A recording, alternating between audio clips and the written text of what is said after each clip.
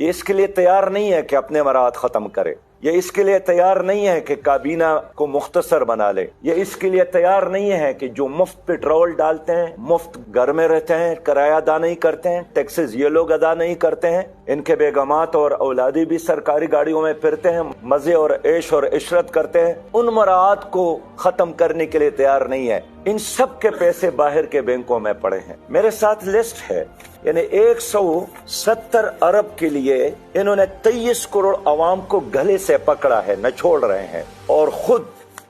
میری اس لسٹ کے مطابق جو ان کے ذاتی اکاؤنٹ ہے، صرف 18 افراد ایسے ہیں جن کے بینک اکاؤنٹ میں 4000 ارب سے زیادہ سرمایہ پڑا ہے، 4000 ارب سے۔ اس میں زرداری صاحب ہے، بلاول صاحب ہے، نواز شریف صاحب ہے، شہباز شریف صاحب ہے، عمران خان صاحب ہے، عمر ایوب صاحب ہے، اعظم سواتی صاحب ہے، مراد علی شاہ صاحب ہے، چودھری پرویز الہی صاحب ہے، پرویز خٹک صاحب ہے، شاہ محمود قریشی صاحب ہے، محمد اسحاق ڈار صاحب ہے، اسد عمر صاحب ہے، شوکت ترین صاحب ہے، مفتاح اسماعیل صاحب ہے، حفیظ شیخ صاحب ہے، ڈاکٹر اشرت حسین صاحب ہے، عبدالرزاق داؤد صاحب ہے۔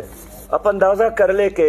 سابق جرنیلوں کے اکاؤنٹ میں پرویز مشرف صاحب رحلت پر ماں گئے 2 ارب سے زیادہ، اشفاق کیانی صاحب 4 ارب سے زیادہ، راحیل شریف صاحب 4 ارب سے زیادہ، قمر جاوید صاحب 12 ارب سے زیادہ، ہمارے جو کاروباری حضرات ہیں، ہاشوانی صاحب 4 ارب، محمد منشا صاحب 4 ارب پاکستانی نہیں 4 ارب ڈالر، محمد منشا 2.8 ارب ڈالر، ملک ریاض صاحب 1.5 ارب ڈالر۔ علی ھذا القیاس اگر یہ لوگ اپنے اثاثے کا زکوٰۃ بھی قومی خزانے اور بیت المال میں جمع کرے تو ہماری قوم پر مزید ٹیکسز لگانے کا، ڈالنے کا، مسلط کرنے کی کوئی ضرورت نہیں ہے، لیکن یہ قوم کے لیے قربانی دینے کے لیے بالکل تیار نہیں ہے۔ جناب وزیر اعظم صاحب نے اپریشیٹ کیا اس پاکستانی کو جس نے 3 کروڑ جمع کیے متاثرین زلزلہ ترکیہ کے لیے، تو یہ وردگان نے اپنے سارے اثاثے قربان کیے، لیکن کیا یہ بتا سکتے ہیں کہ انہوں نے بھی کوئی 1 روپیہ دیا ہو؟